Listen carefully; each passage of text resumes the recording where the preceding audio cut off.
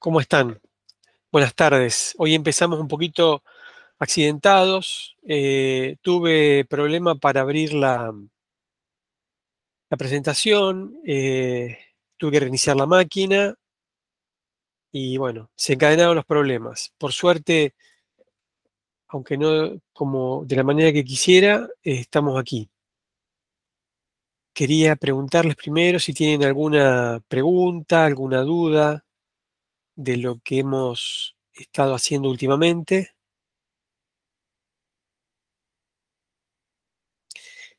Hoy vamos a trabajar el tema este de la firma digital, pero no de un lado tanto técnico, sino más del lado del ciudadano, de la ciudadanía. Gracias, Omar. Ahí estoy leyendo tu mensaje. Cuando quieran hacer alguna pregunta, por favor, abran el micrófono porque estoy teniendo algún problema con el Chrome, que no me deja compartir ventanas. Entonces voy a compartir una pestaña. Y bueno, entonces voy a tener que estar medio como mirando esa pestaña.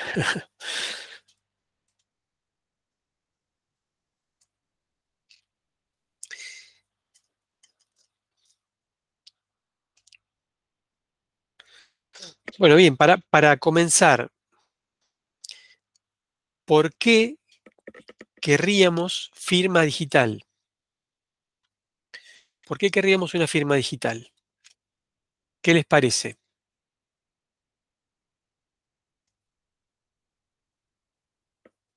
Ahí la figura es un poco sugestiva.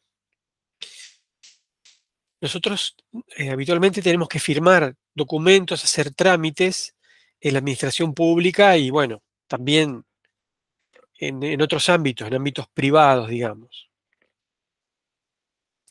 Entonces, para hacer esos trámites en el sector público, tenemos que trasladarnos, tenemos que hacer cola, tenemos que pedir turno, tenemos que esperar, tenemos que invertir mucho tiempo. Y eso se torna un problema, es un problema bastante serio, porque si ese tiempo que estamos invirtiendo lo multiplicamos por todas las veces que tenemos que hacer esos trámites, lo multiplicamos por toda la ciudadanía, es una cantidad de tiempo y una cantidad de recursos, si lo traducimos a un valor monetario, que incluso impacta en el Producto Bruto Interno. Así de gigante es el tiempo que invertimos en hacer trámites, que a veces es simplemente ir a un lugar, llenar un formulario y firmarlo. Entonces el tema de la firma no es un tema pequeño, no es un tema menor, es un tema sumamente importante. Entonces nosotros vamos a estudiar la firma criptográfica desde el punto de vista técnico, pero hoy quería detenerme un poquito en otros aspectos, en aspectos más legales y de ciudadanía. Entonces, ¿para qué queremos esta firma digital? Nosotros sabemos que todos los documentos digitales, toda información que esté en un soporte digital se puede modificar. Entonces, si nosotros transmitimos algún tipo de documento o de archivo o de cantidad, digamos, de información digital, podemos después decir que no es nuestro eso, podemos desconocerlo. Lo que nosotros también en la materia decimos repudiarlo o refutarlo. Entonces, para que eso no suceda, está el mecanismo de la firma digital. Y este mecanismo de firma digital tiene la misma finalidad, los mismos propósitos que la firma manuscrita, también llamada firma holográfica. ¿Y cuáles son esas características? Una es la autenticidad del autor, ¿sí? El firmante, digamos, hace una firma auténtica. Esa, además de eso, nosotros estuvimos viendo un poco ya en los algoritmos criptográficos, que la firma digital se hace como un digesto de una clave privada que nosotros tenemos, más todo el documento que estamos firmando. Entonces, si cambia algo de ese documento que estamos firmando, ya después, digamos, con la clave pública, se puede detectar que hubo una modificación. Es decir, que nos sirve el mecanismo para verificar la integridad del documento firmado. ¿Recuerdan eso? La verificación de la integridad. Entonces estamos viendo la autenticidad de la firma, la integridad del documento firmado y podemos tener garantía de irrefutabilidad. Esto vamos a verlo un poquito más en detalle, qué significa, qué alcance tiene. Pero a su vez nos pide requisitos. Hay una responsabilidad que nos toca cuando usamos firma digital, y es que esa firma, esa clave privada que nosotros tenemos, es de uso exclusivo. Y eso quiere decir que está bajo el control absoluto del, del poseedor de esa clave, ¿no es cierto? Del poseedor de esa firma. No podemos compartir con nadie. Eso es clave, fundamental. Es una obviedad lo que estamos diciendo, pero eh, a veces en algunos contextos se, se da el caso de que, por ejemplo, un médico le pide a su secretario o secretaria que haga su firma en algunas recetas médicas. Bueno, eso en el caso digital es bastante, tiene bastantes implicaciones porque después no se puede negar que esa firma es tuya. Y otra cosa importante es que esa firma tiene que ser válida en el sentido que hay un certificado emitido por un organismo público que dice que esa firma se corresponde con la persona que firma. No sé si ustedes recuerdan en la clase última, a ver, en la clase última, cuando Hugo mostraba los ejemplos de uso de clave, de criptografía de clave pública, ¿sí? Donde tenemos la clave pública y la clave privada, suponete, vamos a hacer el ejemplo con Ivo. ¿Estás por ahí, Ivo? Sí, sí, estoy acá. Vamos a suponer que yo te mando un mensaje y lo firmo. Eso quiere decir que hago un digesto de toda la información, que la información en realidad no está encriptada, no está cifrada. La información está en claro. Pero sí, yo hago un digesto donde, donde la información está, la, hago mi firma. ¿Y cómo sabes vos que es mi firma? Y porque tenés mi clave pública. Entonces podés comprobarlo con mi clave pública. Ahora vos suponete que nosotros no nos conocemos de nada. Somos dos personas en el mundo que, que estamos tratando de interactuar de una forma segura. Y vos sabés que lo que sí sabés es que lo que vos estás abriendo con esa clave pública se corresponde con lo que yo, digamos, cifré con mi clave privada. Eso sí lo sabés seguro, seguro, seguro, seguro. Pero lo que no sabés es quién está del otro lado. Yo digo que soy Elías, pero vos no podés saberlo, porque no me conocés de nada. Yo estoy en un lugar del mundo, te mandé algo firmado por un tal Elías, pero vos no sabés. Claro, sí, E- sí.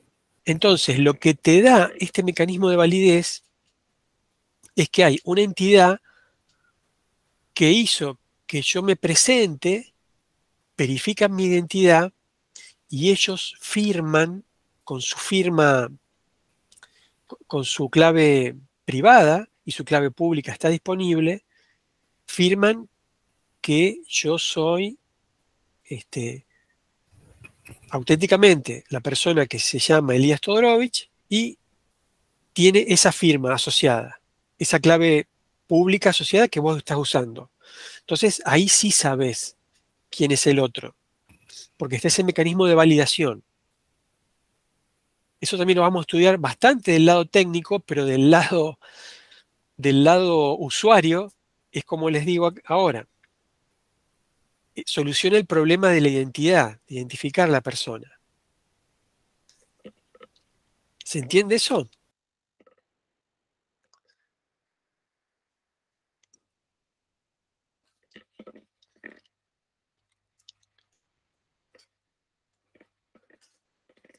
A ver, voy a mirar el chat a ver si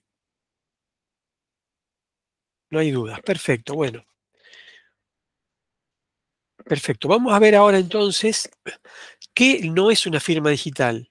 Nosotros en los últimos años, en los años de pandemia, hemos utilizado, se hizo lo que se pudo en esa época. Entonces había que seguir trabajando y a veces se requerían cosas firmadas. Pero nosotros verdaderamente tenemos que distinguir entre lo que es una firma digital y lo que no es una firma digital. Por ejemplo, la firma llamada facsimilar, es decir, el dibujo de la firma que yo lo fotografié alguna vez, lo tengo y lo pego en documentos y lo mando como PDF, eso no es una firma digital. De hecho, vamos a ver que no tiene ninguna validez legal. Eso uno lo puede desconocer tranquilamente y no hay forma que alguien te diga que eso lo firmaste vos. Tampoco es una firma digital lo que se llama firma manuscrita digital avanzada, que es cuando nosotros firmamos con un lapicito de plástico, con el propio dedo a veces, sobre una pantalla. En los últimos años también se dejó de usar ese sistema por el tema del contacto. ¿Se acuerdan que estaba el problema de hacer contacto con cosas? De hecho, las compras que se hacían en comercios con tarjeta de débito o de crédito dejaron de firmarse para que vos no tengas que usar una lapicera y, y entrar en contacto con objetos. Por esa razón misma, las tarjetas empezaron a ser contactless o contactless, pero el problema es que mucha gente no sabe lo que eso significa. Entonces, por más que sean tarjetas sin contacto, a veces en muchos comercios te piden la tarjeta. La quieren agarrar a la tarjeta, sobre todo si ves más o menos chicas como la nuestra, la agarran a la tarjeta, operan con ella, cuando la idea es que eso no suceda. Pero bueno, no me quiero ir por esas ramas. Tampoco por ejemplo, una autenticación vía usuario-contraseña. Eso no es una firma digital, es simplemente un mecanismo de autenticación, es decir, un mecanismo que nos permite identificar. Después hay otras, por ejemplo, el sistema biométrico no se considera firma digital tampoco, aunque podría ser algo bastante bueno para autenticarnos. Y hay otra, a nivel legislativo en Argentina, hay otra cosa que se llama firma electrónica, que es diferente de la firma digital. Pero la vamos a ver también. ¿Qué quiere decir y qué implicancias tiene? Seguro que les ha pasado esto de tener que firmar cosas, les pedían cosas firmadas, pero ustedes pegaban simplemente el dibujo de la firma, ¿verdad? ¿Les pasó eso? Y lo tomaban como válido. Sí, Muchísimas señor. veces. Muchas veces. Entonces, ¿qué es la firma digital? La verdadera firma digital. La verdadera firma digital es un mecanismo criptográfico. Es el mecanismo criptográfico que estamos estudiando nosotros del lado técnico. Y permite que el receptor que recibe el mensaje firmado identifique al emisor. Puede identificar unívocamente al emisor. Y puede confirmar que ese mensaje no fue alterado. Es decir, tiene integridad. Esa es la firma digital. Es el mecanismo que nosotros estamos estudiando. ¿Y qué podemos firmar digitalmente? Podemos firmar digitalmente, en principio, después vamos a ver que en las implementaciones esto se restringe, en algunas implementaciones. Pero podemos firmar cualquier cantidad de información, desde volúmenes grandes, como bases de datos completas o discos completos. Eso, si alguno de ustedes luego se especializa en temas de pericias y forencia digital, va a ver que cuando de repente se tiene como prueba algo, una computadora, un disco, un teléfono, se puede eh, extraer toda esa información y para garantizar que no se altera, se firma esa información. Entonces, si cambiara cualquier bit de esa prueba digital, ya se podría detectar eso. Entonces, puede ser para volúmenes muy grandes, pero también se puede firmar código fuente, se puede firmar un email, quizás hagamos alguna práctica sobre eso. Pero lo más usual a nivel de ciudadanía es firmar contratos, certificados, documentos de todo tipo. Ahí con una carita como enojada, puse una copia de un documento que se usa en Argentina, que es el certificado de antecedentes penales y que se pide para muchos trámites, y que a mí me tocó hacerlo muchas veces porque tuve que hacer trámites, gestiones, me tocó. eh, Tuve una época que estuve viviendo en España. Entonces, para muchos trámites me pedían el certificado de antecedentes penales actualizado. Y bueno, para hacer eso había que viajar a Buenos Aires. Nosotros estamos a 400 kilómetros de Buenos Aires. Viajar a Buenos Aires, sacar el turno, hacer la espera, hacer el trámite propiamente dicho, que simplemente verifican que el que se presentó ahí es el que dice ser y te dan el certificado, y después regresar.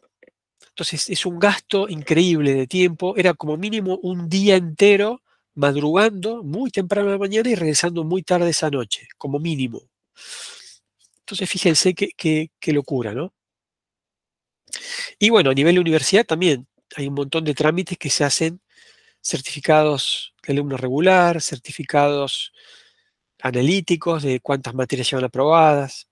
Todo eso se podría firmar de forma digital. Sería bastante interesante que empiece a hacerse pronto. Y bueno, ¿cómo funciona? Nosotros, justamente los que estamos estudiando técnicamente cómo funciona, lo que explicaba Hugo es lo que está en este gráfico, en este dibujito donde está David y Ana. David, con su clave privada, genera la firma del documento. Se transmite el documento firmado y la firma, con el documento, digamos, original y la firma, se transmiten, y Ana, con la clave pública de David, se da cuenta si esa firma es auténtica y si el documento no fue alterado. Pero además, puede saber realmente que el que firmó es David porque hay una autoridad certificante que lo asegura. Por el lado, bueno, eso es lo que se conoce técnicamente, que es lo que vamos a estudiar como PKI, que es en inglés la sigla de infraestructura de clave pública. Es la infraestructura que garantiza que es auténtica, digamos, la identidad de esa persona se corresponde con esa clave pública. No es la única forma, vamos a ver otra forma más. Y por el lado de la firma en sí, es este algoritmo criptográfico que se llama RSA y que lleva bastantes años. En realidad fue propuesto en el 1976, pero se sigue utilizando. Y es un algoritmo después vamos a estudiarlo con más detalles, y que se está usando ahora es un algoritmo de 2048 bits. Las claves son de 2048 bits.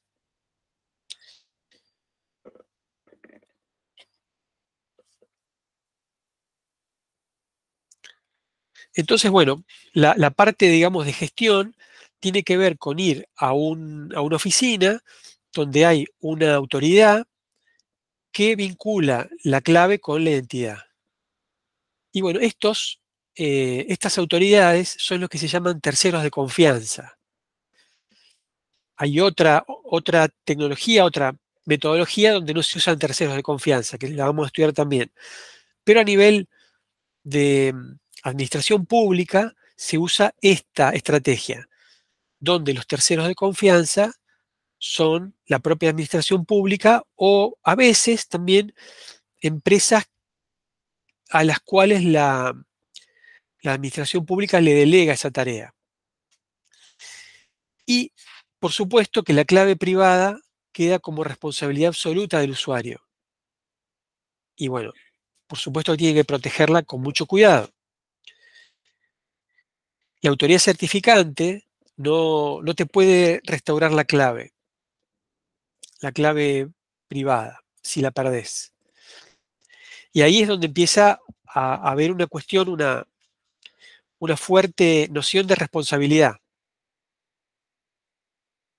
Nosotros con la firma manuscrita es similar, nada más que no tenemos cómo perderla la firma, porque digamos, es nuestro propio cuerpo el que está haciendo la firma, nuestra mano. En cambio, la firma digital no está, digamos, integrada a nuestro ser, a nuestra persona. Entonces, podríamos perderla, extraviarla, bueno, pero legalmente es responsabilidad absoluta nuestra. Y ese ingrediente es muy significativo. Acá les muestro simplemente algo para que se vea un poco también el lado económico de todo esto, y es que hay un mercado atrás de la firma digital. Se podría decir que hay una industria detrás de la firma digital, y es una industria que tiene una tasa de crecimiento alto. Creo que es tipo 30 y pico por ciento anual. Así que no es poco. Eso lo pueden investigar un poquito después por su cuenta. Y ahora vamos a ver un poco cómo es el tema de la firma digital en Argentina. Vamos a ver cómo es en 3 países: en Argentina, en España y en Estonia. Yo me permitiría, quizás los chicos de Colombia dirán, bueno, este se está pasando, pero me gustaría mucho que en algún momento nos contaran en un post, pueden usar el foro de preguntas, y nos contaran cómo es en Colombia. Yo sé que en Colombia existe la firma digital y se usa, y bueno, particularmente no es idéntica, no creo que sea, pero no creo que sea muy diferente a cómo se hace en alguno de estos países. La verdad que me gustaría mucho si lo pudieran hacer. No quiero que se comprometan ni nada, pero bueno, sería muy positivo. Entonces, bueno, ¿cómo van hasta acá? Bien, profe, bien, gracias. Bueno, en la legislación argentina existe ustedes conocen que está el Código Civil y Comercial de la Nación. Bueno, en un artículo dice que la firma digital prueba la autoría de la declaración de voluntad. Me gustaría detenerme un poquito acá, porque a veces uno dice, se pregunta, ¿realmente qué hago cuando yo firmo? ¿Qué es firmar? Y firmar es justamente eso. Yo estoy declarando la autoría eh, y haciendo una declaración de voluntad. Yo estoy diciendo por escrito cuál es mi voluntad y lo estoy firmando, lo estoy asegurando y estoy probando que es mi autoría, mi voluntad. Entonces, bueno, eso sirve cuando uno está trabajando en un ambiente, digamos, formal.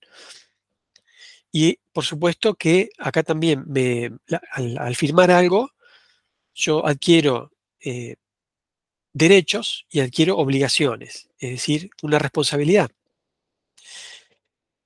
Entonces, bueno, no se puede firmar cualquier cosa, por supuesto. Y bueno, sobre la ley de firma, la ley de firma es una ley del año 2001 en Argentina. Es una ley relativamente vieja. Eh, la tecnología, bueno, está madura desde mucho tiempo atrás, pero no es que estábamos atrasados a nivel legal, que eso es a veces es un tema que se habla y se dice que, por ejemplo, la legislación va atrás de ciertos problemas de la sociedad. En este caso no es así. Tenemos la ley de firma digital desde el 2001. El problema es que no se estaba utilizando. La tecnología o la implementación de la tecnología no estaba acompañando la ley.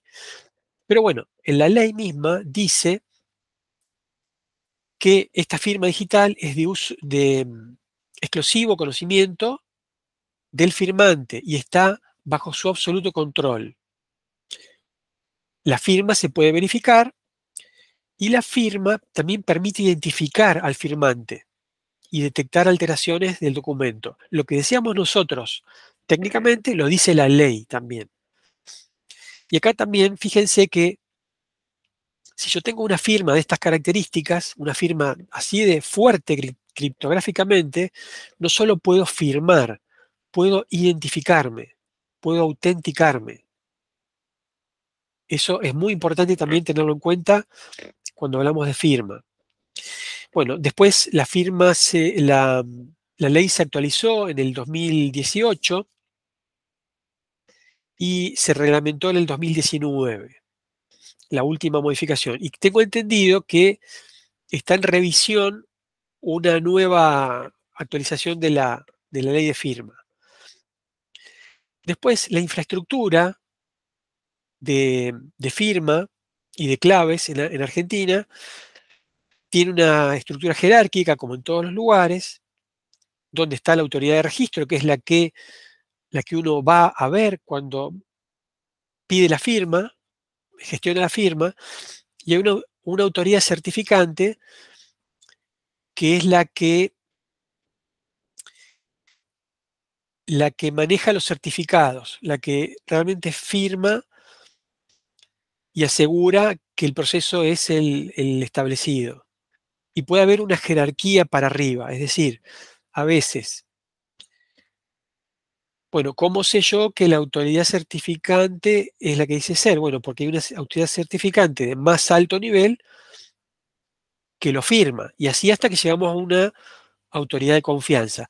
En el ámbito de la administración pública suele ser una jerarquía cortita de 3 niveles, o no más, donde el certificado raíz lo tiene eh, una, un ministerio, una secretaría de la República. Nosotros acá también tenemos convenios con Chile y Uruguay, entonces las firmas digitales válidas en Argentina son también válidas en Chile y Uruguay recíprocamente. Creo que se está tramitando también esto en otros países, lo cual es bastante positivo a la hora de hacer gestiones internacionales y comercio internacional. Imagínense todo lo que significa comercio internacional, aduanas, controles fiscales, etcétera. Bueno, manejarlo todo a través de firma digital. Cuando vamos a la autoridad de registro, ¿qué estructura tiene? O sea, cuando vamos a la oficina donde hacemos el trámite de firma digital, ¿qué estructura tiene? Bueno, simplemente hay un responsable de esa autoridad de registro, de esa oficina, hay oficiales de registro, que son las personas que nos atienden y hacen una serie de verificaciones según un protocolo establecido. Ustedes cuando vayan a hacer este trámite, porque les voy a pedir, ahora les voy a explicar bien, les voy a pedir que pasen por ahí y hagan el trámite y obtengan su firma. Hay muchas cosas que uno por ahí distraído no se da cuenta, pero te están preguntando una serie de cosas, te están sacando fotos, te están viendo la huella dactilar y otras cositas más que vamos a ver ahora. Después también hay un responsable de la parte técnica que, bueno, tiene que dar el soporte, tiene que asistir y tiene que tratar de instruir. También responder preguntas sobre lo que ocurre ahí a nivel de los usuarios. En Argentina hay dos tipos de certificados. Dos tipos de certificado. Uno se llama con token. Ese token tiene un aspecto parecido a un pendrive tipo USB, pero no es un pendrive USB, sino que es un dispositivo criptográfico donde finalmente la clave privada está alojada adentro de ese dispositivo. Por supuesto que tenemos que custodiar detalladamente y cuidadosamente ese dispositivo, porque está nuestra firma ahí. Por supuesto que también esa firma puede estar protegida con una contraseña y algún otro mecanismo. No es que está, digamos, en claro. No es así. Y esa es una alternativa. Y la otra alternativa se llama Sin Token. Esa alternativa Sin Token funciona en la llamada plataforma de firma digital remota. Van a ver mucho esta sigla, PFDR en Argentina. En ese caso, la clave ya no nos dan la clave privada, lo cual es un detalle enormemente importante. No nos dan la clave privada. La clave privada queda en un servidor, pero es de bastante fácil uso. Nos obligan a renovar esta clave cada 4 años y es un procedimiento gratuito. En realidad, ambos procedimientos son gratuitos en Argentina, salvo que el dispositivo lo tenés que comprar. Y bueno, ahí están los precios más o menos de lo que valen los dispositivos estos en Argentina ahora, en este momento.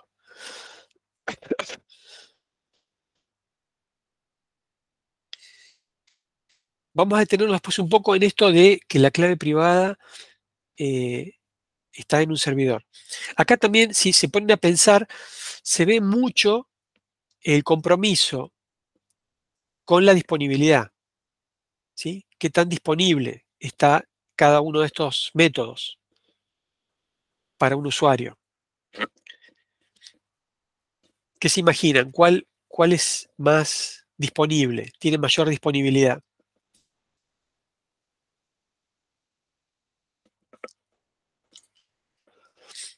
¿El que tiene token o el que no tiene token?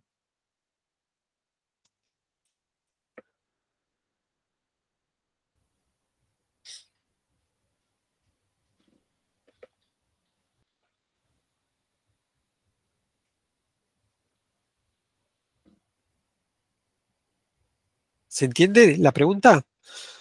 ¿Cuál es más disponible? ¿Cuál es más fácil para un usuario de usar?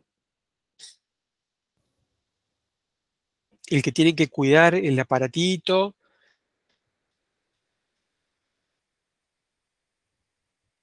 Para usar la clave que está en el servidor, bueno, ahora vamos a verlo eso. Hay que entrar a una página web, subir el archivo que yo quiero firmar. Y Matías, ¿ibas a hablar? No. Y tenemos que autenticarnos en esa página y después usar un PIN para el proceso final de firma.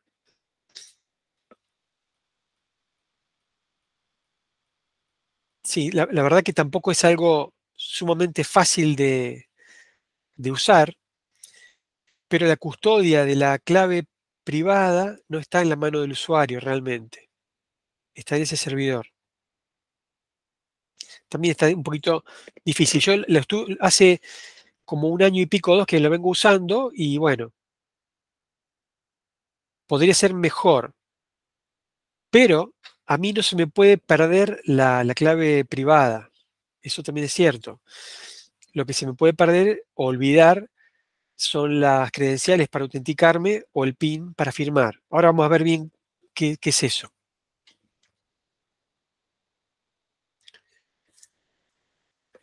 Entonces, bueno, si uno se pone a fijar, bueno, por ahí podríamos ver cómo es el tema de la firma. Exactamente. Por ahí entramos luego a la página web del sitio donde se firma y vemos qué es exactamente lo que te piden. Pero en este caso que tenemos la firma sin token, cuando yo hago el trámite, ¿y qué me voy cuando me voy de la oficina?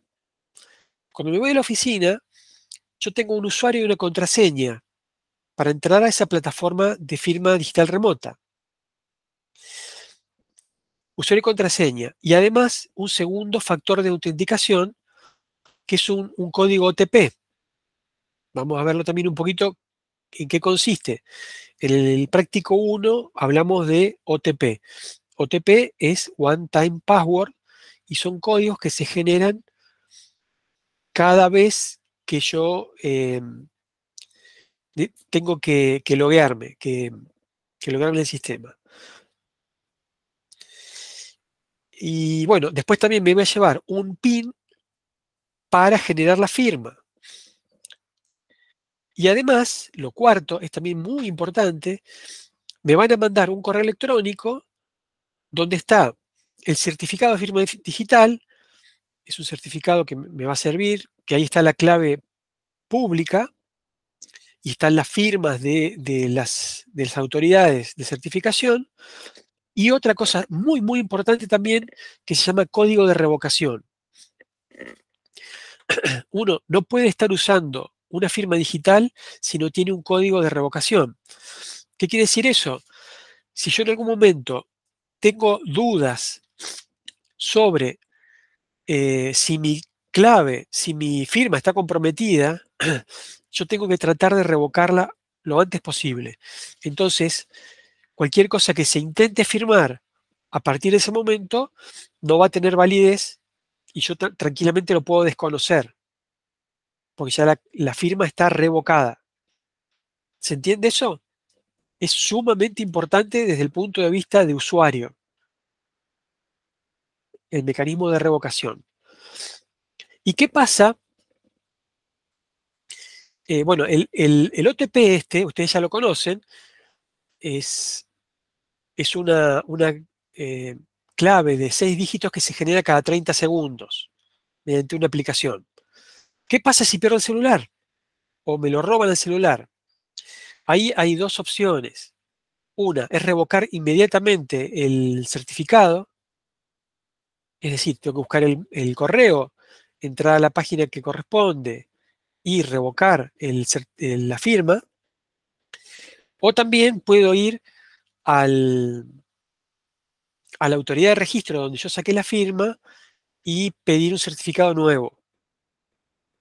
Pero creo que lo primero sería revocar. Cuando hago lo que está en el punto 1 que dice ahí, se revoca el anterior y automáticamente se genera uno nuevo. Pero bueno, yo podía adelantarme y ya revocar el certificado anterior por las dudas. Igualmente, con el solo hecho de perder el celular o que me lo roben, el supuesto eh, impostor o atacante tendría el OTP, pero no tiene ni mi usuario ni mi clave. Eso no lo tiene tampoco. Digamos, el OTP es el segundo factor de autenticación. No es que tengo que salir corriendo a hacer la revocación, pero sí lo antes posible, por seguridad.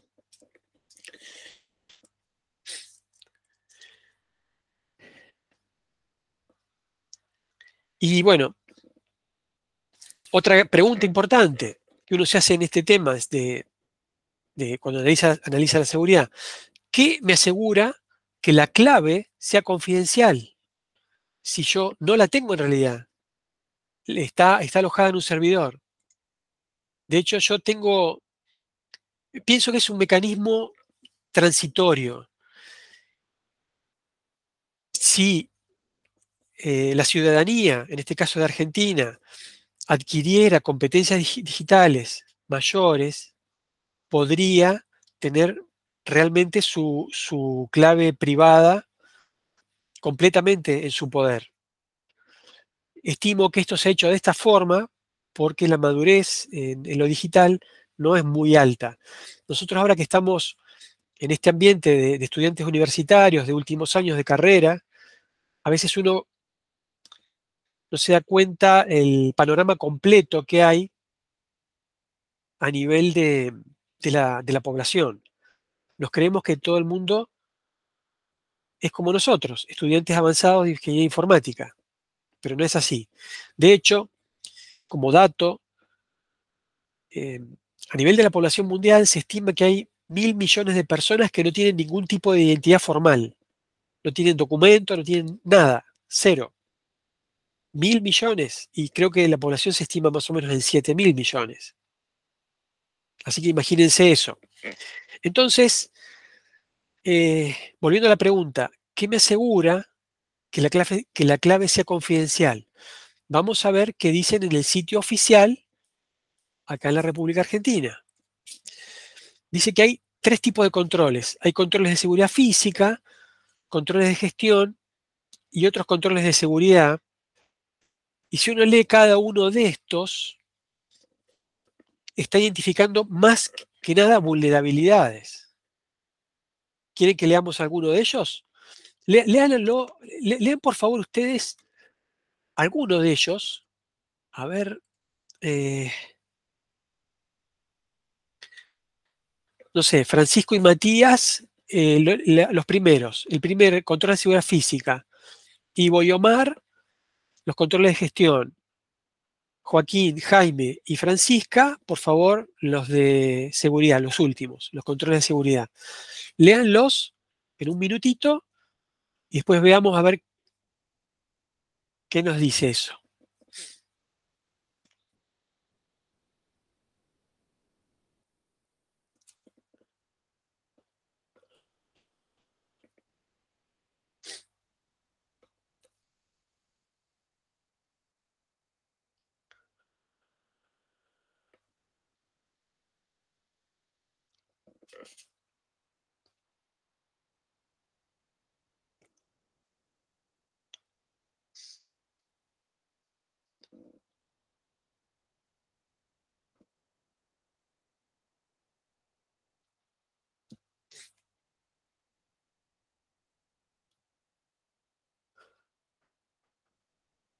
Aquí sabemos que las claves privadas están almacenadas en algún tipo de servidor, en las instalaciones de la dependencia gubernamental correspondiente.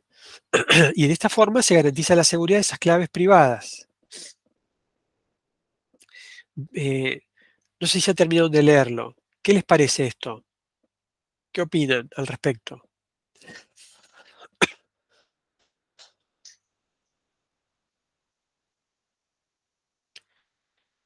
Francisco, Matías, ¿pudieron leer? Omar, Ivo, ¿pudieron leer algo? ¿Qué les parece? Sí, leí, pero no sé muy bien qué opinar. No. Ah, bueno, muy bien. Joaquín, Jaime, Francisca, ¿leyeron la última parte? ¿Qué les parece eso? ¿Hay alguna vulnerabilidad ahí encerrada?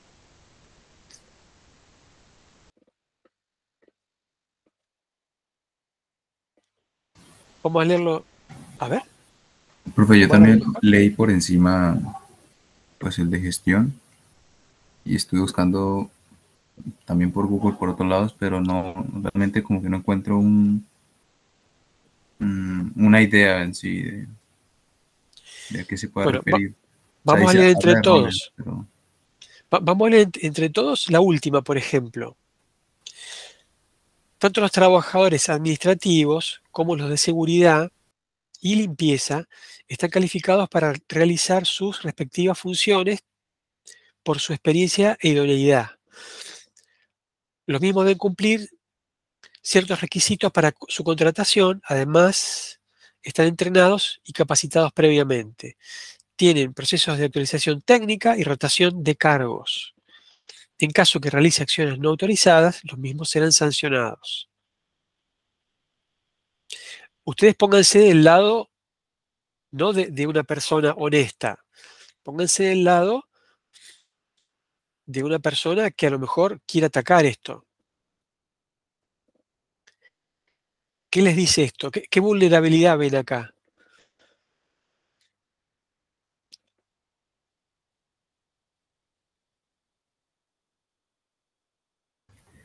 A mí me suena como que, por ejemplo, en la parte donde dice, en caso de que realicen acciones no autorizadas, los mismos serán sancionados, como si estuviera la posibilidad de que lo hagan. Y ustedes acuérdense que lo que decía Hugo, el límite a nivel físico, está la seguridad física, la seguridad lógica y el plano humano. El límite con el plano físico es la consola. Si ustedes llegan al teclado, ahí, bueno, siempre van a poder hacer algo más que, digamos, conectados a través de un sitio remoto. Entonces, el que está en el teclado puede hacer cosas. Y vamos a ver, por ejemplo, la primera parte.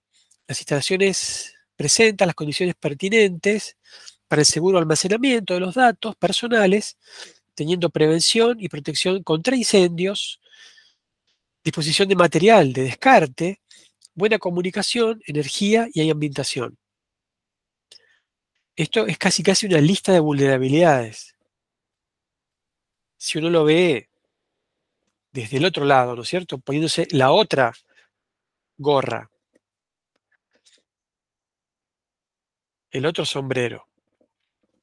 Acá habla de disposición de material de descarte. ¿Qué quiere decir eso? Se rompe un disco y, bueno, lo tienen que cambiar por otro. ¿Y qué hacen con ese disco? ¿Dónde lo tiran?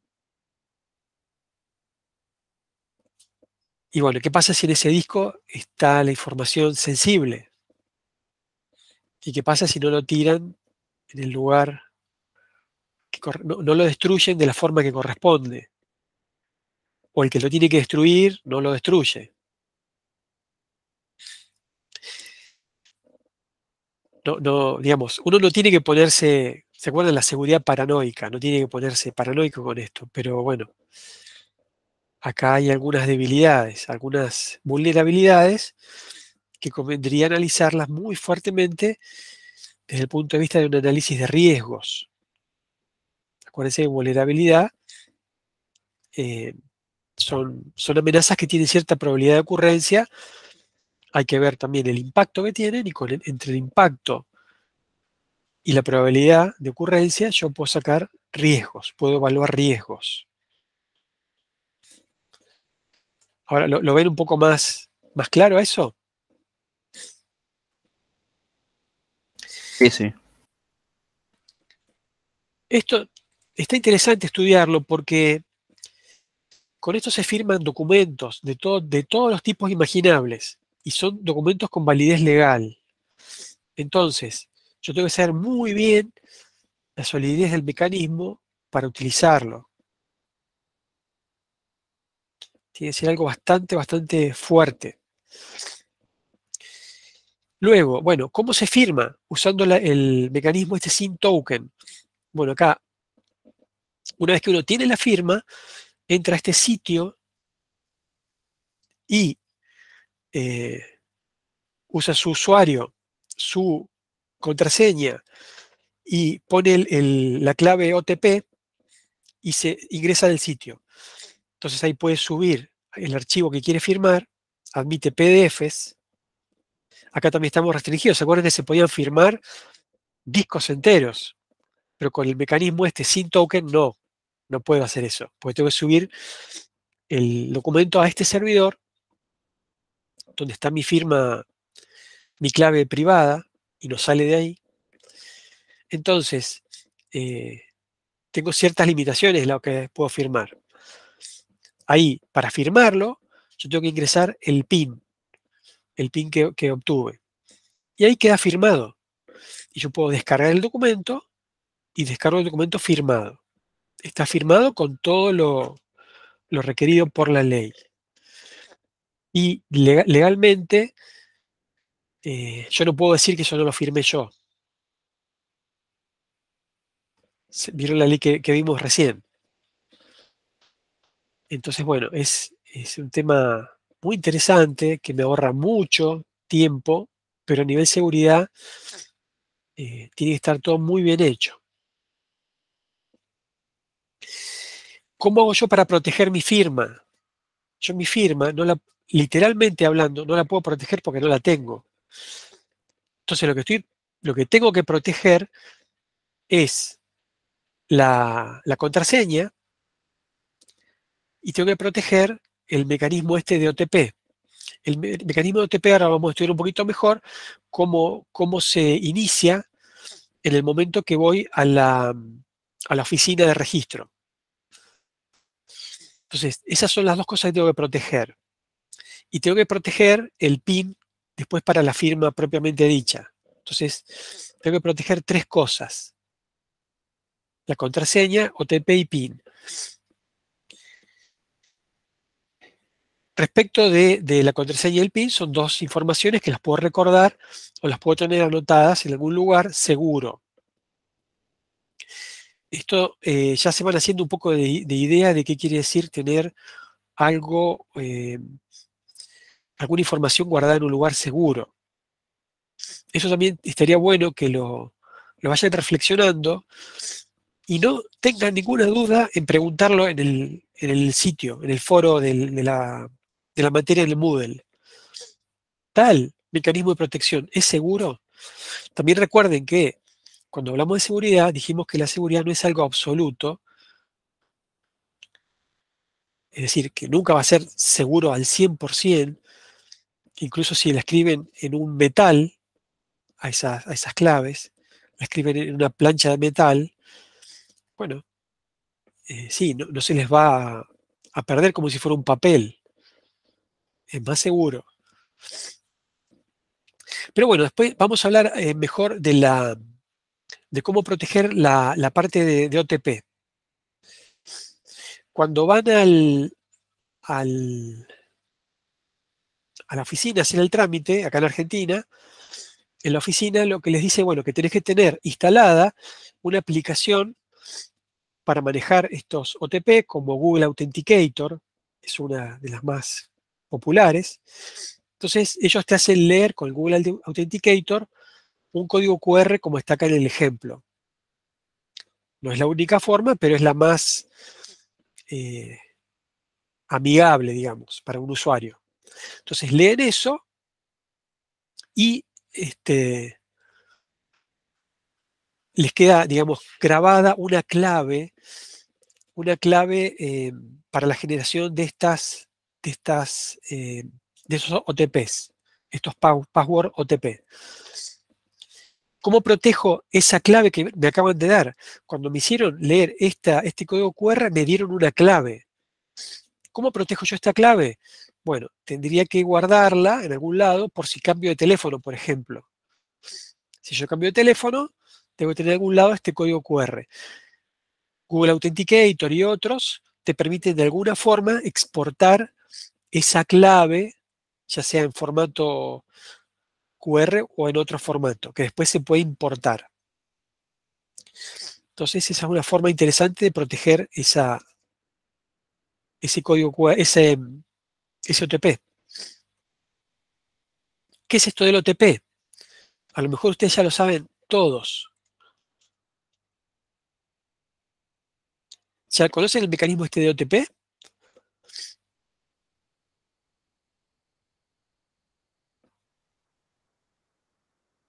Sí, el de Google Authenticator, sí. Bueno, por las dudas se los comento un poquito, por si no lo conocen del todo. Esto de OTP es la sigla de One Time Password, es decir, clave de un solo uso. Y son algoritmos tipo HMAC, ¿se acuerdan que Hugo les comentaba? Que son hashes, digestos, con clave, con una clave. ¿La clave cuál es? Esta que nos dieron recién, mediante el código QR. Esas claves secretas suelen tener 80 bits para cada usuario. Entonces, ¿cómo funciona? Está esa clave. Hay una información que se hashea más la clave y se genera un número, y de ese número se extraen 6 dígitos. Y esos 6 dígitos son los que duran 30 segundos y después se genera otro nuevo cada 30 segundos. ¿Se entiende eso? ¿Cómo funciona? Hay un Sí, señor. mensaje y una clave secreta. La clave secreta es la que nos acaban de dar en el momento que nos hicieron leer el código QR. Y en ese código QR está codificada esa clave de 80 bits. Perfecto. Entonces, bueno, ahí yo ya tengo el mecanismo de OTP.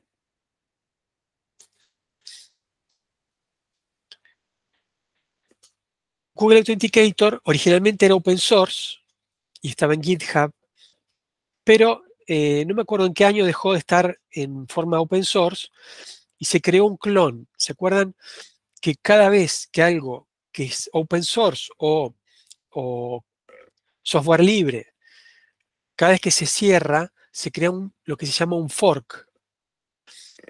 Y bueno, ahí se creó lo que se llama FreeOTP, que es una alternativa que también para este tipo de cosas, y este sí es software libre. Y está también el FreeOTP Plus. Es también interesante si lo quieren utilizar para este tipo de cosas.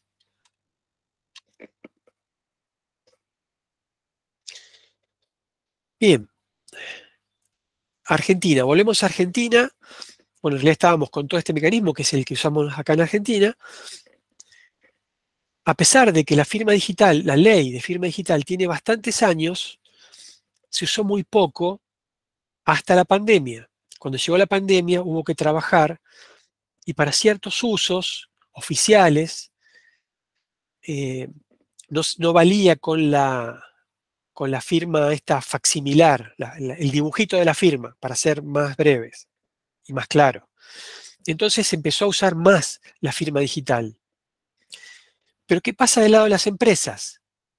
Nosotros permanentemente estamos usando servicios de empresas y estamos firmando un montón de contratos de adhesión. Cuando ustedes dicen, bueno, para usar determinado servicio hay que aceptar los términos y condiciones, que son documentos muy largos, que lamentablemente no los leemos, no nos tomamos el trabajo de leerlos, pero cuando estamos aceptando eso mismo, estamos haciendo algún tipo de firma. Las empresas necesitan alguna forma de firma para trabajar.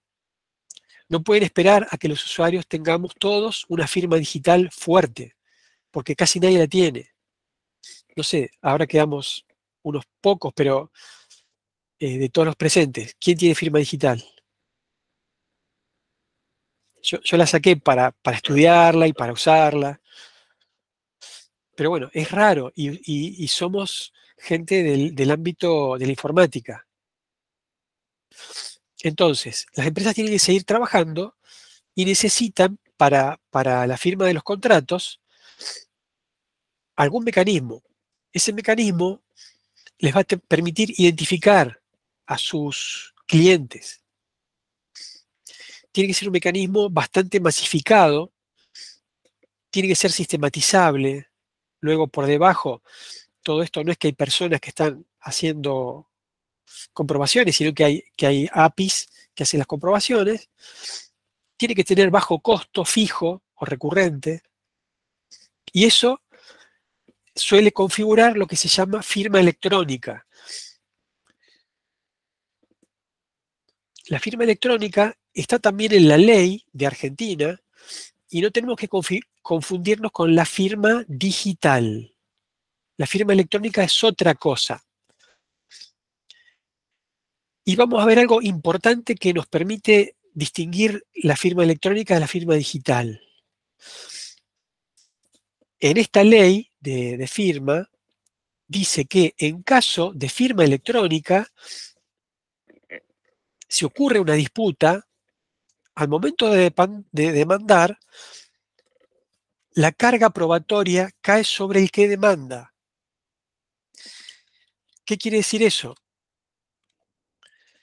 Supónganse que acá estamos con Omar. Estamos con Omar y yo le firmé algo a Omar con este mecanismo de firma electrónica. No la firma digital fuerte, sino una firma, digamos, que nos permite hacer cosas comerciales. Hacemos algún tipo de operación y de repente Omar me dice, mirá, hay que cumplir esa parte de lo pactado. Y yo le digo, no, Omar, pero si yo eso no lo firmé. No lo firmé, no lo firmé, no lo firmé. ¿Cómo que no lo firmaste? Sí, yo no lo firmé. Bueno, Omar recurre a la justicia. Y él me demanda a mí. Entonces, en el caso de la firma electrónica, la carga probatoria corre por parte de la demanda, corre por parte de Omar. Entonces, eso es hay que evaluarlo como un riesgo. ¿Se entiende, no es cierto? Si vamos a la firma digital, no es así. Si yo digo que no firmé, la carga probatoria corre por mi cuenta. Y demostrar que una cosa con firma digital no la firmé yo es muy difícil. No quiero decir imposible, pero muy difícil. Muy, muy difícil. Entonces, ahí está la gran diferencia entre ambos mecanismos. ¿Por qué se usa la firma electrónica? Por necesidad. Lo que decíamos antes, no todo el mundo tiene firma digital. Entonces, las empresas tienen que seguir trabajando. Ahora, ¿qué pasa? También, si lo vemos del otro lado, ese es en el caso de cuando hay un inconveniente, cuando hay un problema. Pero bueno, en general no hay problemas. No hay problemas. Y de hecho las empresas se aseguran de que los compromisos del otro lado se cumplan de alguna manera. Por ejemplo, no me entregan el producto hasta que yo no hice el pago. Entonces, está bien que hay un contrato y hay una firma de este tipo electrónica, pero ellos también se aseguran bastante. Y además de eso, acá aparece otro problema, que no tiene que ver exactamente con firma, pero me gustaría también mencionarlo. Las empresas, las diferentes empresas con las cuales nosotros trabajamos, recolectan una cantidad muy grande de información nuestra. Entonces, nosotros tenemos muchas identidades en los sitios de muchas empresas. Y vamos construyendo una noción de prestigio en cada una de ellas. Ustedes saben a qué me refiero, ¿verdad? Ustedes tienen redes sociales, tienen servicios de muchos tipos y tienen usuarios en multitud de sitios, ¿verdad?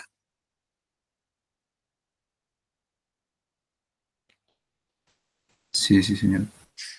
Y en cada uno de ellos tienen una identidad, tienen un usuario, una contraseña, han aceptado los términos y hay mucha información sobre ustedes, nombre, apellido, dirección y más cosas, bastantes más cosas. Entonces, realmente no tener firma, un mecanismo fuerte como firma, nos está obligando a nosotros a dar muchísima información de nuestra parte. Una cantidad de información enorme. Y en realidad esa información después no sabemos a dónde va a parar. Este es otro problema de seguridad que justamente no es el que estamos hablando ahora, pero es un tema digno de tratarse. Este problema ha derivado en muchos estudios y ha derivado en una tecnología que ojalá en algún momento la podamos estudiar, que se llama identidad autosoberana. ¿Escucharon hablar de eso?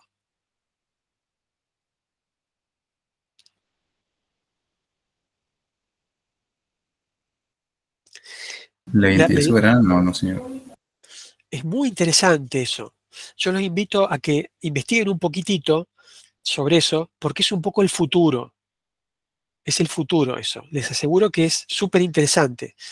Tiene mucho que ver con esto que estamos hablando, con el mundo de las finanzas descentralizadas. Y tiene que ver con que mi identidad la gestiono yo. Cada uno de nosotros gestionamos nuestra propia identidad.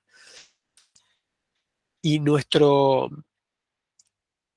los atributos que vienen de interactuar en el mundo digital, como el prestigio, también. Entonces, de repente a mí me preguntan, o requiere una empresa, ¿no es cierto? O una entidad cualquiera, que yo sea mayor de 18 años, supónganse, para hacer algo. Bueno, ¿qué hacen normalmente para eso? Para saber si eso ocurre. Me piden la edad, la fecha de nacimiento, mi nombre, mi apellido, muchísimas cosas. Si yo pudiera demostrar que soy mayor que de 18 años, sin decir ni mi fecha de nacimiento, ni mi edad, porque no importa, puedo tener 19 o 70. Mayor que 18 es el requisito. Entonces, si yo pudiera gestionar eso, podría tener mucho más control de la información que estoy brindando. Porque si no, esa información que yo brindo, a la empresa la beneficia bastante quizás, pero a mí no. No sé si se entiende eso. Acá me estoy yendo un poquito hacia otro problema de seguridad, pero muy, muy relevante para nuestra época. Y por supuesto, por una cuestión de edad, para ustedes mucho más que para mí.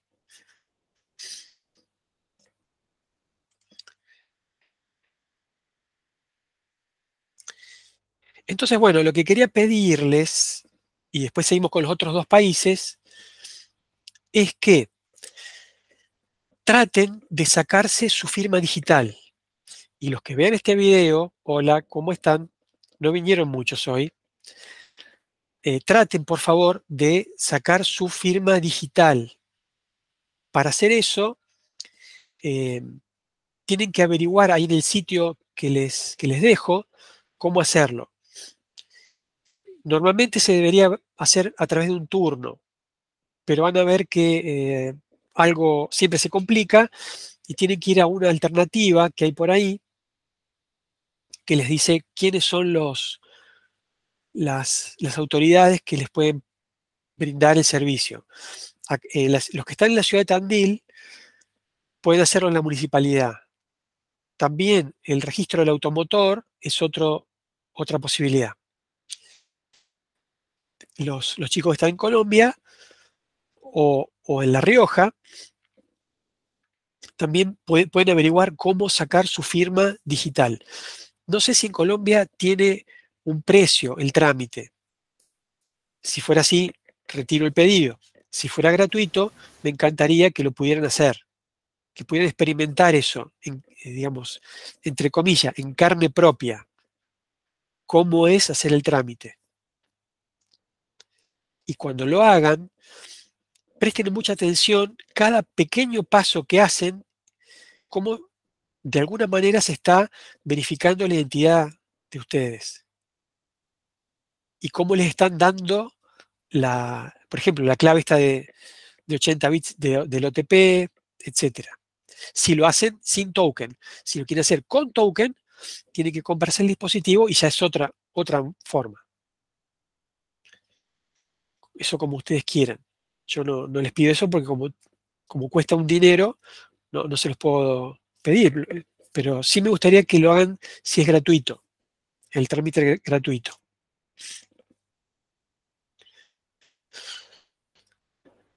Bien. ¿Cómo vamos hasta acá? Todo lo que estamos viendo hoy es sencillo, es fácil. No es técnicamente difícil. De hecho, estamos viendo poco de la parte técnica. ¿Cómo vamos hasta acá? Bien, dice Ivo. Bueno, vamos a pasar a cómo funciona esto en España, como caso particular de Europa. En general, todos los países de la Unión Europea van más o menos igual. Acá hay una aclaración que puede llegar a confundirlos. En España se habla de firma electrónica. Lo que nosotros llamamos firma digital, ellos lo llaman firma electrónica. Para nosotros recién dijimos que firma electrónica es otra cosa. Así que cuidado con la terminología. En España, firma electrónica es la que nosotros llamamos en Argentina firma digital.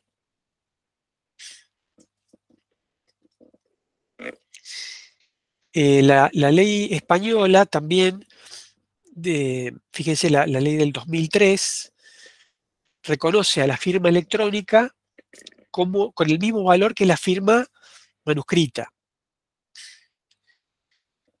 Luego se implementó hasta incluso el llamado DNI electrónico, que es un dispositivo que tiene la clave privada adentro, en el propio chip del DNI. Y cuando van a usar esta firma que está en el DNI, tienen que usar un dispositivo lector. Ahora vamos a ver una figurita sobre eso, una imagen. Para usar el DNI con la clave privada de ustedes, tienen que usar ese dispositivo y está protegido por contraseña. Así que está interesante eso.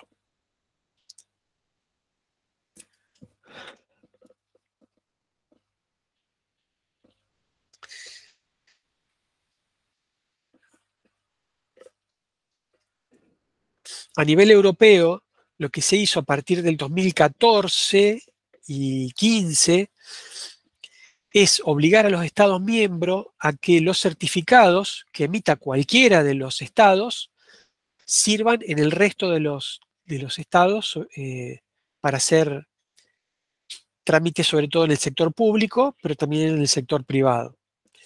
Y el reglamento que van a ver al respecto se llama eIDAS, que quiere decir Electronic Identification, Authentication and Trust Services. Es decir, servicios de identificación, autenticación y confianza. Entonces, todos los estados tienen que poder manejar los certificados del resto de los estados miembros. Entonces, a nivel de cada estado concreto, se ajustó la normativa. En España, de hecho, esa ley del 2003 se derogó por una ley del 2020. Fíjense que estamos hablando de algo bastante reciente, noviembre del 2020. Y los certificados que había dejaron de ser reconocidos y se tuvieron que reemplazar por certificados llamados cualificados, eIDAS. Entonces, todo aquel que tuviera un certificado de firma electrónica, le avisaron por algún medio, por correo electrónico, por teléfono, por algún medio, que tenía que reemplazar su certificado, su firma, su clave privada, para que pudieran seguir sirviendo y seguir operando de esta forma. Si alguno de ustedes tiene ciudadanía española, europea, de alguno de los países, y tienen firma digital, seguro que les llegó un correo sobre esto el año pasado. Y tuvieron que hacer el trámite. Por cierto, si los agarró a ese trámite fuera de la Unión Europea, se debe haber complicado bastante, porque se hacía a través de algún servicio automático que controlaba las direcciones IP. Así que si lo hacían desde una IP fuera de la Comunidad Económica Europea, pueden haber tenido bastante problema. Al final funciona, pero la cosa era más de una gestión más compleja. Y bueno, también para usarse esto, se podía instalar el certificado en el browser, o se puede usar el DNI electrónico, con el lector de DNI, y así se puede firmar todo lo que tiene que ver con la administración pública,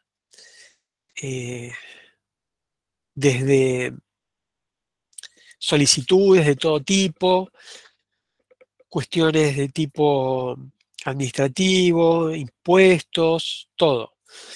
Y bueno, cuando hablamos del lector del DNI, es este dispositivo que está acá, que estamos viendo acá. Fíjense que es probable que en algún momento nosotros también pasemos a usar esta tecnología y bueno, nos toque verlo con más frecuencia. Y ahora vamos a ver el último ejemplo de todos, que es el de Estonia. ¿Conocen el caso de Estonia? ¿Han escuchado hablar de Estonia desde el punto de vista de lo digital, verdad?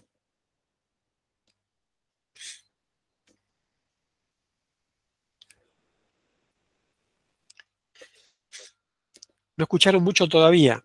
Van a ver que van a escuchar probablemente más, sobre todo si van a lo que es administración pública. Es un caso notable el de Estonia. Estonia se dice que es el país más digital o más digitalizado del mundo, donde la gran mayoría de los trámites se pueden hacer de forma digital, excepto posiblemente dos trámites: el matrimonio y el divorcio, hasta donde yo sé. Lo demás, todo se puede hacer de forma digital. Incluso comprar o vender una propiedad, un inmueble, un vehículo y todo lo que se imaginen.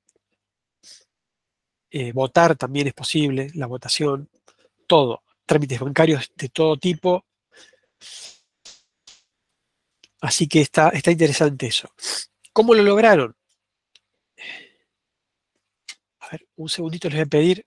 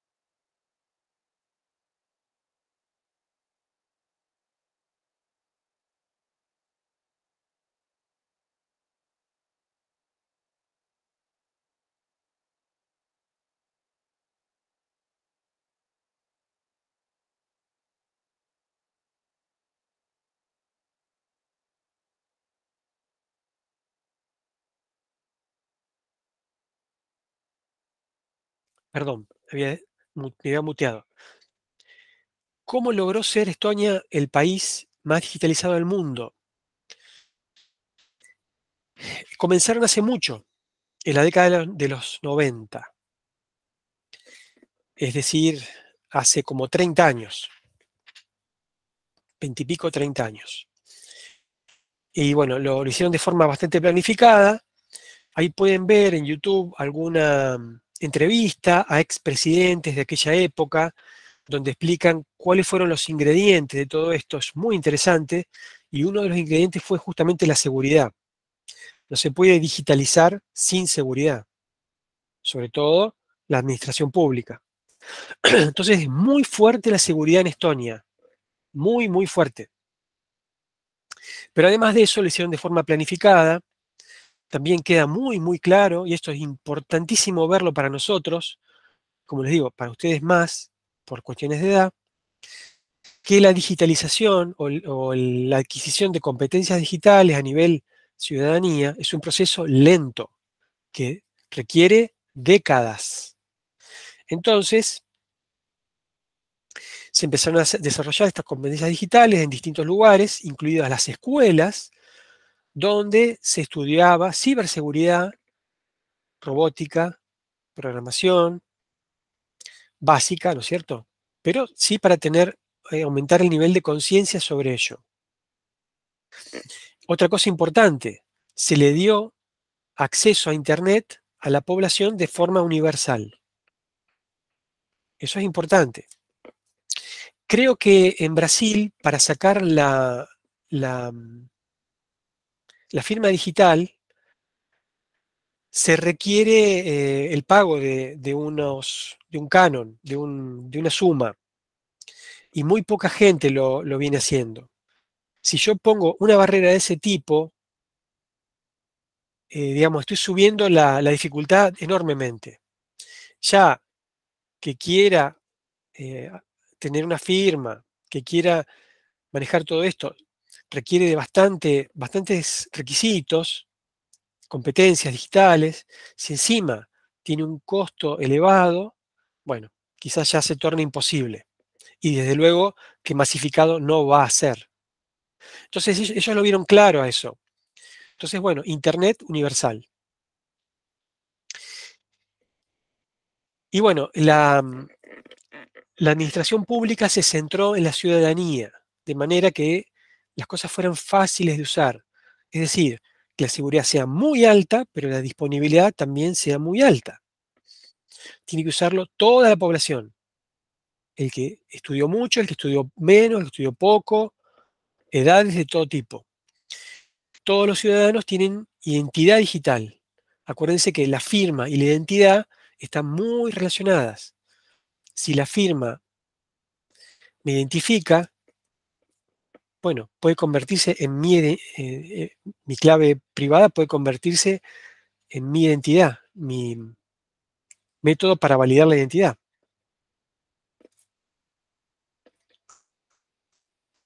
Ahora vamos a ver algo sobre la tarjeta, el DNI que usan los estonios. Ese como el que se ve ahí arriba, es muy parecido al de España. Y ahí hay un chip que contiene bastante información, entre ellos la clave privada del usuario ese. Y esa criptografía no es RSA, sino que es otro algoritmo criptográfico, que es el algoritmo que se llama criptografía de curvas elípticas. Es otra estrategia. ¿Qué tiene de interesante esto? Fíjense, ahí en la tabla, que nosotros estamos usando, por ejemplo, en Argentina, la criptografía, el algoritmo RSA de 2048 bits. Es la segunda fila de la tabla. Si usan curvas elípticas, alcanza con 224 bits. Es mucho más pequeño.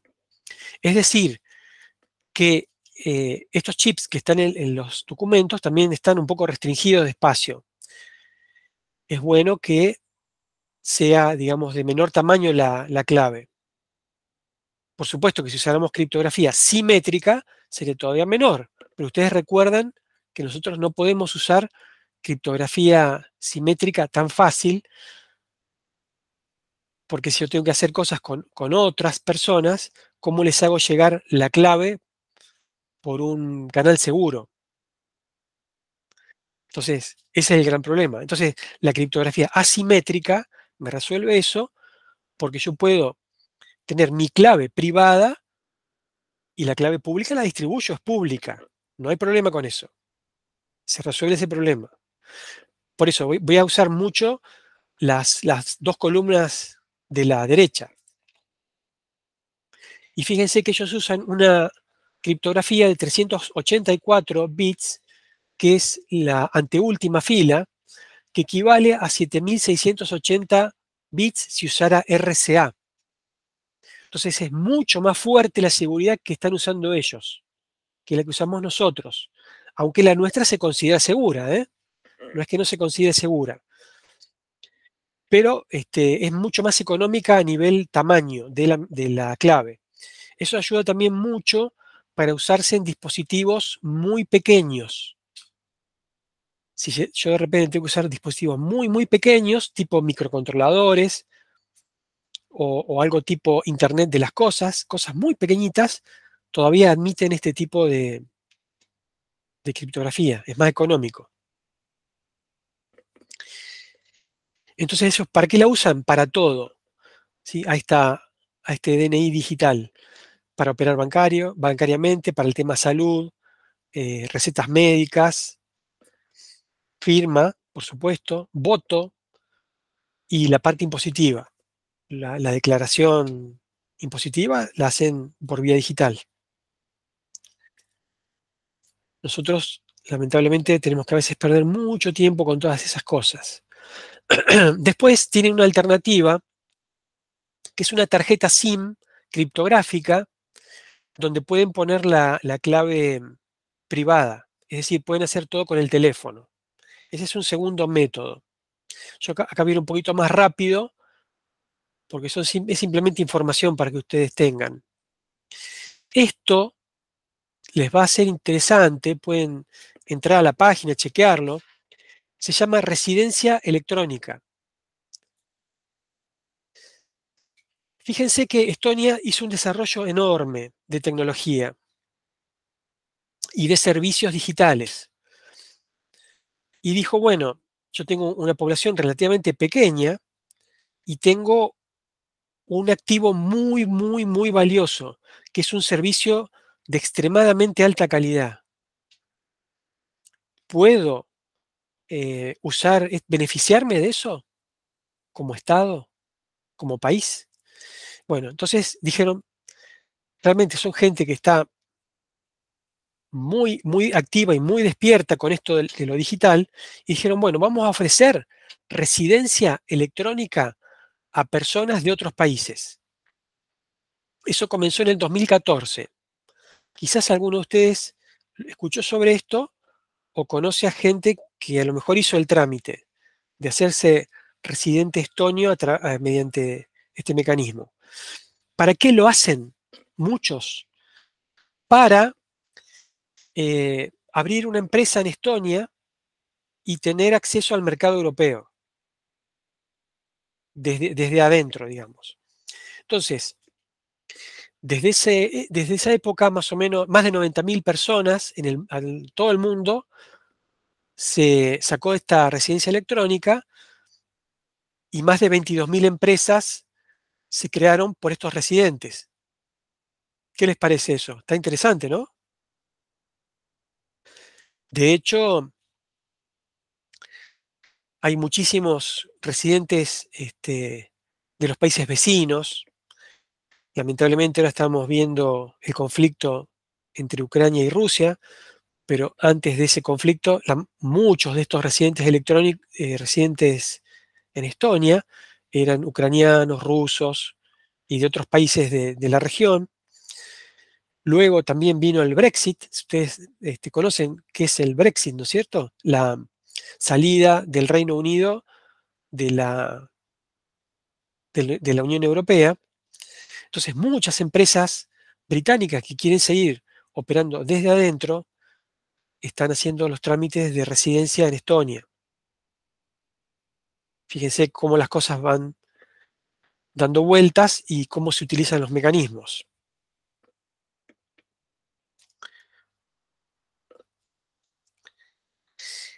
Luego de eso también existe un mecanismo para uso de esta identidad digital, se llama Smart ID, que es a través de los celulares, pero no con esa tarjetita SIM especial, sino con la tarjeta SIM común.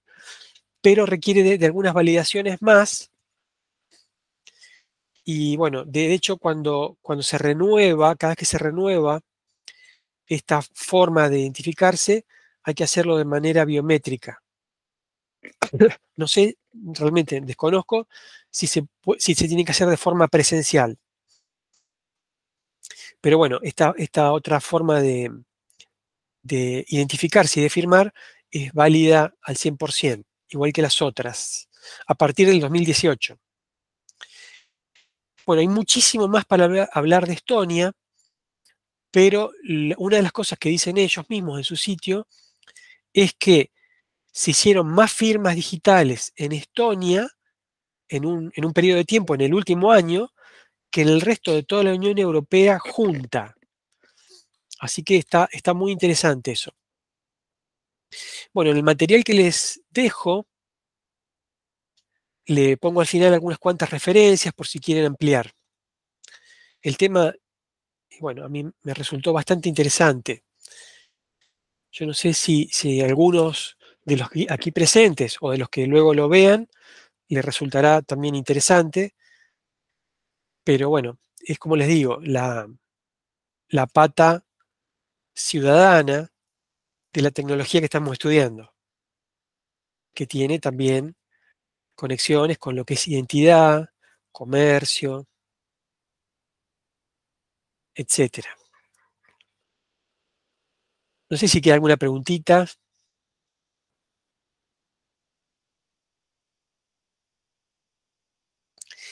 Les quería decir...